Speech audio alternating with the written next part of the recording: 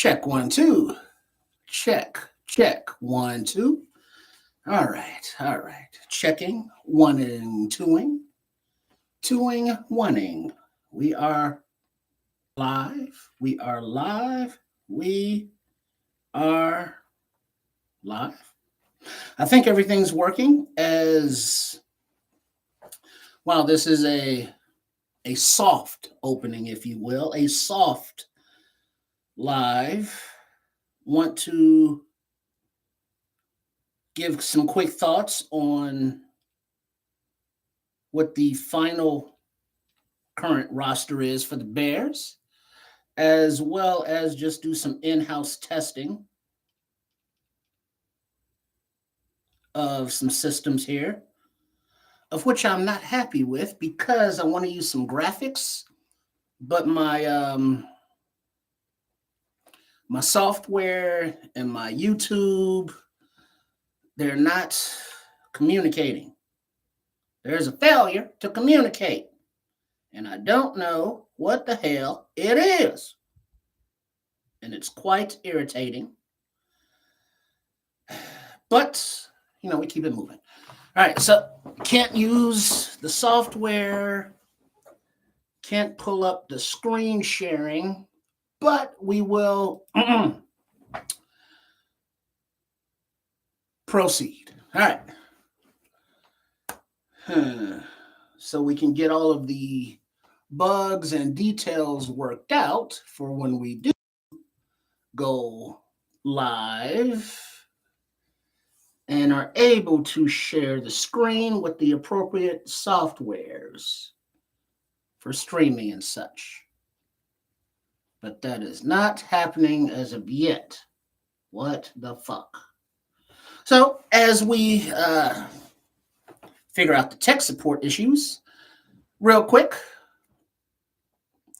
we have our 53-man roster for the Chicago Bears, as well as, I believe, 15 on the practice squad right now, as there have been some moves today, waiver wire claim day, and there have been some surprising names waived, but are expected to return, as this is a numbers game that they're trying to do roster positions, practice squad guys, and it's the business side of it that is somewhat confusing. But here's where we stand now. Quarterbacks going into the season for the 2025 Chicago Bears, we have Caleb Williams, Tyson Bagent, and Case Keenum locked in. Running back room, DeAndre Swift, Roshan Johnson, and Kyle Monangai are currently the only three running backs on the roster, of which Monangai and Roshan Johnson have been dealing with injuries, but are expected to return for the Monday night game, opening game versus the Vikings. Now, Travis Homer is been designated for return, but he's injured currently, so I believe he can come back after week 4 if he's still here. Let's just go through the roster, and then we'll come back to the practice squad. Tied in on the roster, we have Cole Kmet, Durham Smythe, and Colston Loveland, number 10 pick. Wide receivers, we have DJ Moore, Roma Dunze, Olamide Zaccheaus, Luther Burden III, who changed his number to number 10, and Jade. Check that. Luther Burden III changed his number to 13, and the UDFA Jade Walker changed his number to 10. So he took Tyler Scott's roster spot and his number. That was cold, but earned, deserved. Offensive line, we have Braxton Jones, Joe Tooney, Drew Dahlman, Jonah Jackson, Darnell Wright, Ozzie Trapillo, Luke Newman, Ryan Bates, Karana Magaji, and Theo Benedict, the Canadian Eagle himself. Defensively, on the 53, Montez Sweat. On the defensive line, Austin Booker, Dominique Robinson. Surprising, but keep going, Dom, Rob. Keep working, my man. Keep developing. Grady Jarrett, Andrew Billings, and Chris Williams. Big Javon Dexter, Shamar Turner, Dale Odingbo, Daniel Hardy.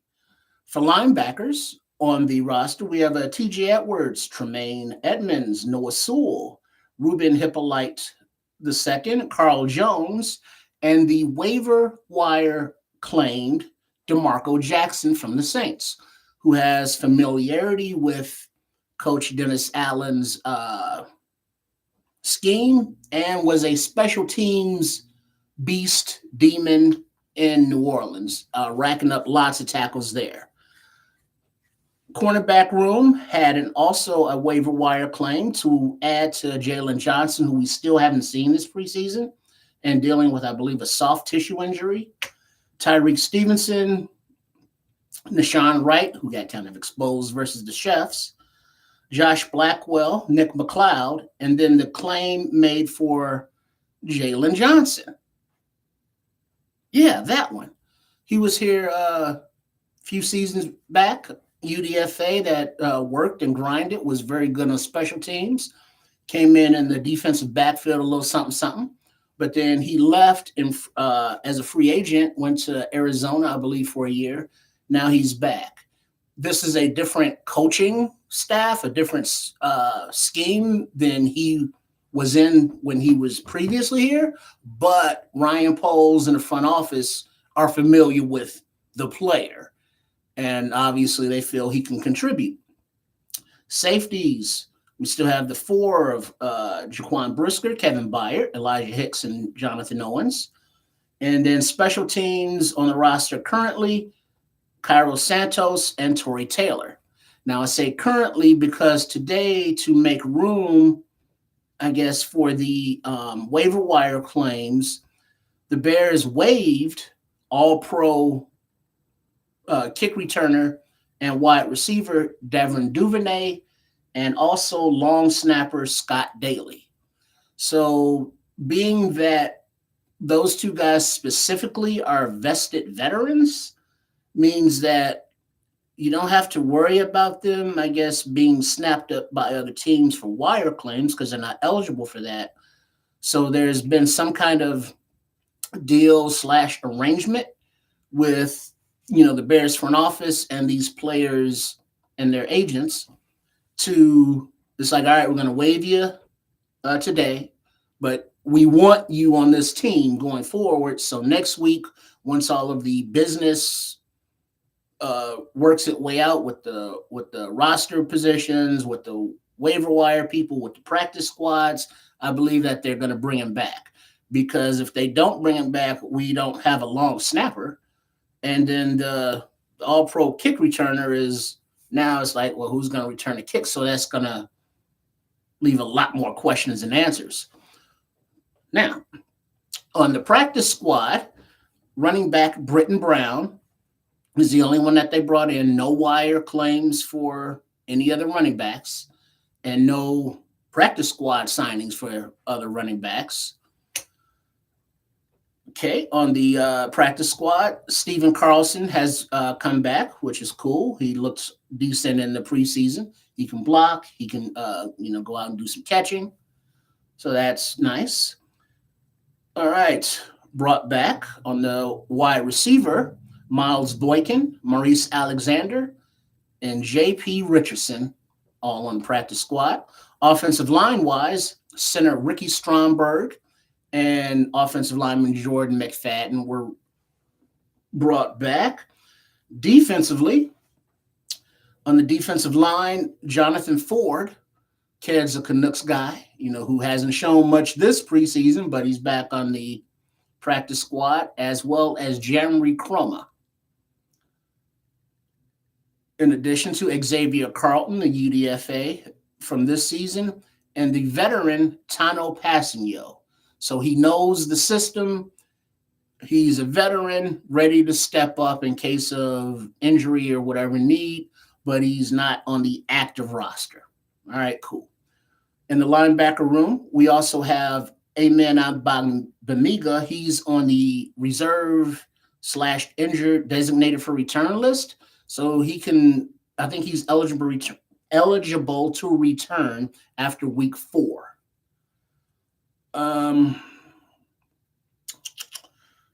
For the linebacker room, that's where I left off. TJ Edwards, Tremaine Edmonds, Noah Sewell, Carl Jones Jr., Ruben Hippolyte, and then the newly uh, waiver claim DeMarco Jackson.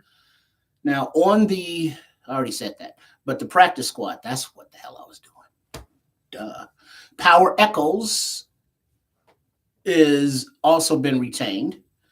Now, in the defensive back room, cornerbacks, Zay Frazier has been put on the um, NFI list, and Ryan Poles said that he's dealing with some personal thing. Now, everybody wants to speculate what that is, but it's all speculation and it's personal. So he's out for the season. It's sad state of affairs for the team, for him personally, I'm sure, as there are personal issues that's keeping him away from being, an NFL contributor, which he's been working toward. So whatever it is, hope he deals with it and comes back. So Trey Flowers, the veteran, has been returned to the practice squad, as well as Mekhi Garner, who looked pretty good in preseason. And now also on the practice squad, finally, we have young master Luke Elkin as the long snapper. So there is, I believe, one more practice squad position remaining, as well as the bottom of the roster can still be churned out with any players that Ryan Poles and, the brain trust deem worthy. But looking at this roster just overall, it's much more talented than it has been in long time in Poles' tenure. Definitely the running back room. We got the number one pick from last year in Caleb Williams. Hopefully he's gonna take that next step under Declan Doyle, JT Barrett, and Coach Ben Johnson. Tyson Bagent, nice backup. Got his contract signed for another couple years, where some people think that makes him more of a opportunity for trade bait, as his pay structure is already there, so teams know what they have to pay for him and what they want to give up. Now, considering he was a UDFA and he grinded his face off to get here, much love to him. Case Keenum, the veteran, on the roster. Austin Reed, not on the roster, not on the practice squad. So DeAndre Swift, we know what he is. He's an outside guy, cool. Roschon Johnson, question mark, health. What does he bring to the table? We don't know. Kyle Monangai, rookie. So we don't know. We hope he's good, but that running back room is something that I believe Ryan Poles said is not a finished product, because it just looks very questionable right now. So until we can see what's happening on the field, we just got to take the coach's word for it, as they're the ones that are, out there. Big up to Crooked Commish. What's happening? Yeah, going live, just working on the system, trying to work out some kinks. Having trouble with the streaming software, so I can't do any screen shares or any of that fun shit. So I'm just here, blah, blah, blah, blah, blah. But thanks for hanging out, pulling up. So to continue, so I can get out of here and get ready for some extra sauce tonight on the Nomad Network. A shout out to Coach Tripping, Chef Trips, who's doing his segment, MF in the Kitchen this evening, and the adorable and lovable Trip. Because if you don't give Trip a shout out, he gets very, very irritated, and that's no fun to deal with. Thank you. So Ricky Stromberg, the center, has been retained on the practice squad, which is cool, as well as Jordan McFadden, because the depth right now on the offensive line is better than it has been, but there's still question marks, like Karan Armagaji. Is he going to be a guard? Is he going to be a tackle? Can he stay healthy? Ozzy Trapilla, he was drafted maybe projected to be a left tackle. That didn't work out. He looks better at right tackle, of which we already have Darnell Wright. So what's going on there? Don't know. But he's talented. You want to keep that. Luke Newman looks like a baller, a future starting guard, no doubt. And Canadian Eagle, Theo Benedict, is looking a little bit better at left tackle than Amagaji, than Trapillo, and he's pushing Braxton Jones.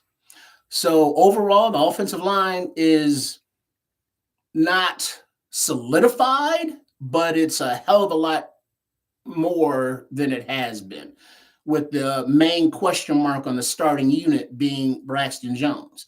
Now, you never want to have your left tackle as the question mark, but having one question mark as opposed to 4 question marks is a hell of a lot better, in my opinion.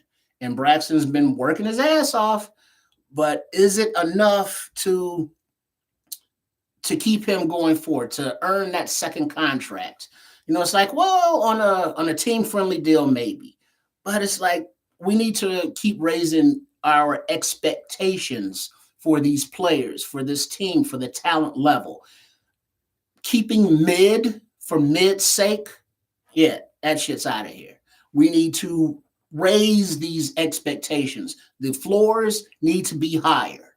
And this is something that I believe that this coaching staff is all about. Defensive line-wise, trenches, the bodies are there, but we haven't seen them play. We don't know if they can stop the run in the regular season because we haven't gotten there yet. We hope Shamar Turner is able to, contribute. He's got a little injury there going, but he's on the squad and cool. The other depth, questionable, sus situation is cornerbacks. We lost Smitty, Terrell Smith to IR. Zay Frazier is dealing with his personal thing. Jalen Johnson has a soft tissue issue.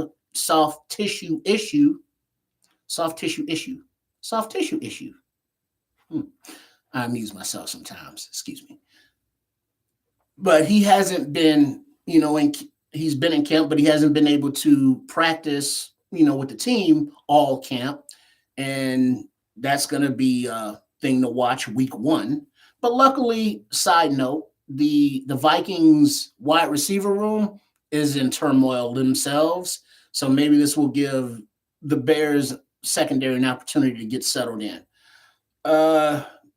That's kind of sus.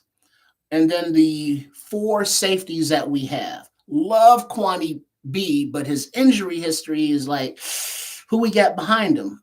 And it looks like right now, nobody.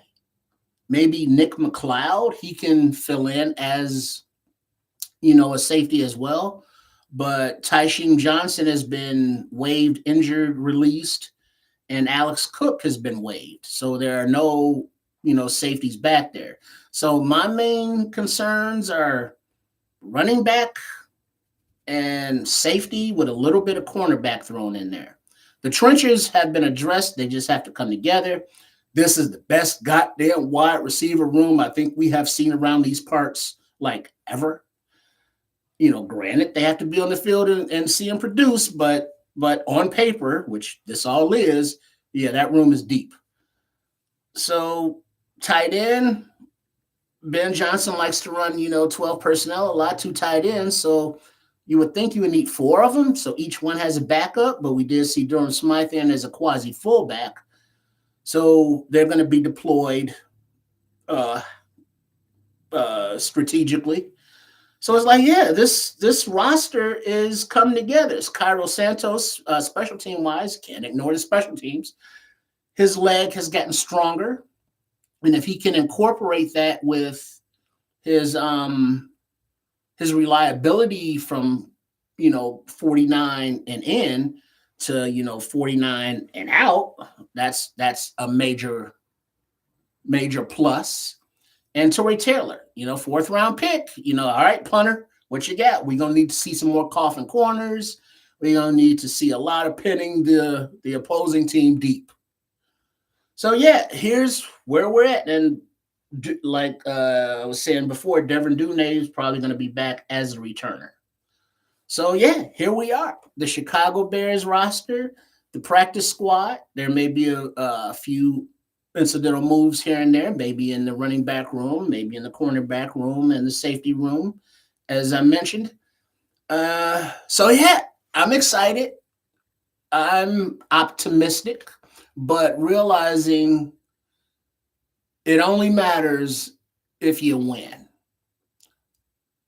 and if you look decent doing it. If you look like a team, if you don't have the mistakes, the penalties, the unpreparedness to play, the being out of position and not knowing your job. I don't think this coaching staff is going to allow any of that shit. And players and coaches will be held accountable for their, any mistakes, what have you. Best of luck to, Austin Reed, Ian Wheeler. I saw that Joel Wilson signed on the practice squad with another team, and he was, decent out there tight end. So Tyler Scott, my man, good luck to you wherever you go. Good kid.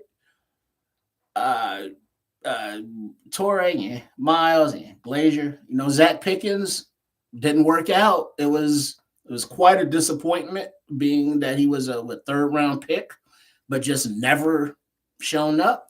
But also got to give Ryan Poles some kind of credit. Now, granted, he drafted Pickens and Scott, and now they're gone. All right. Was it a mistake to draft them? Maybe, maybe not. But it's also a different scheme, different coaching staff. Maybe the talents that Pickens and Scott brought to the table under the Fluke regime aren't the same requirements that Ben Johnson and Dennis Allen want. But it's better to now, it's like, all right, look, they don't fit or they're not producing, whatever the case may be, cut bait. Because guess what? We have people behind them, or we've drafted guys, or we've brought in free agents that are outright beating them. Jade Walker, he took Tyler Scott's job. I mean, what more can you say? Zach Pickens, we haven't seen Shamar Turner, but he's going to be on the roster. He was, just drafted this year. Big Dex, he's doing his thing. Austin Booker is progressing nicely. Daniel Hardy's a beast when he gets on the field on special teams and looks like on defense. Chris Williams and Big Dollar Bill are clogging up the middle. Don Robb is developing, working on his moves, working on his strength, working on his craft. Zach Pickens, what happened? So, it's sad to have that kind of draft pick talent wasted or not utilized, but that's the numbers game of the NFL. Over 50% of draft guys don't pan out. It's not personal, it's just what it is. So we keep it moving and we keep upgrading the talent. As long as we are upgrading the talent and this team is getting better, it's getting better. There are many Bears fans right now who've never seen this team win a championship. I'm old enough, see those gray hairs, to, remember the 85, 86 back in there. I remember the Bears, getting to the Super Bowl again, but we won't talk about that. But the generations that have not seen this team win is piss poor. So with this new Power of Polls Compels You regime, with this new, coaching staff regime, under the tutelage and guidance of President Warren, who's out there, still doing his thing for the Arlington Heights Stadium. And I'm sure he has, expressed internally, hey, it's a lot easier to sell tickets.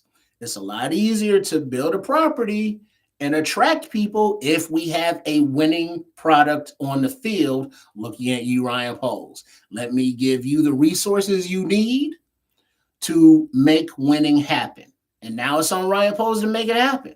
He came in, he broke down the roster, he flipped this roster in the last, what, 3 seasons that he's been here. In the first year, he didn't even have a number one pick. The Bears are, I think the dead cap is like $5 million, the lowest in the league, like number 32 in dead cap. So we're good that way going forward, and we're raising our talent levels. So being optimistic can hurt you when it doesn't work out, but being pessimistic is just draining. And it's like, oh, woe is me, woe is me, woe is me. And it's like, oh, shut the fuck up. Let's look at something from a different perspective. As granted, the W's have to be there for this all to be worthwhile, but the direction we are going, the arrow is pointed up. So let's not worry. Let's not fret. Let's let it play out, because the season's here. The team is here. We see the talent, but now it's time for them to put it all together. Looking forward to it, y'all. And also, on a personal note for the Sports Chicago Style channel, still working on these compatibility issues with the streaming softwares and the YouTubeage, and it's really fucking pissing me off. And it's all AI people. It's like, hey, can I just talk to somebody and be like, hey, I'm having issue ABC. Can you help? No. Do this. If you have problems, email us again. Like, fuck, I've done that. You know the struggle. You have technology. I don't want to. You get it. You get it. But yeah, thank you for your support here at Sports Chicago Style. Be sure to keep an eye out for all of our content. Every contributor is breaking out and doing their own thing, as well as the Bears and sports content. So keep an eye out for Coach Tripping and Trip with their Trip Kundo. That page is up, and we're doing all the artwork and the banners and all that fun stuff. So Trip Kundo, check out that page, as well as Chef Trips. Shea Trips with Chef Trips. That is a page as well, where his video recipes will now spread their wings and fly while still being under the Sports Chicago Style umbrella, but doing their own thing. So we look forward to your support with those endeavors as well. And gonna work on this live thing so we can get that rolling and have interviews and do more fun stuff, as now the subs, like I put the milestone benchmark at like 100 subs, and then to do more lives, to do more interviews and such, we're coming up on like 90. So it's like, oh shit, now I got to do this stuff. And like, hey, how y'all doing? Come on, maybe do some hot news, hot takes. I don't know, or whatever. But thanks for hanging out with me for a few minutes. Please make sure to like and subscribe, all that good stuff. And check y'all later for some extra sauce on the Nomad Network with Nomad and Kids the Canucks, as Chef Trips will be doing his segment in my friendly kitchen. All right. So y'all look forward to this Bears season and beyond. And if anybody starts tripping, give them a smack on the head and say, calm the fuck down. It will be all right. It will be all right. All right. So I will see you all when I see you, and you will definitely see me when you see me. So until then, bear down, y'all.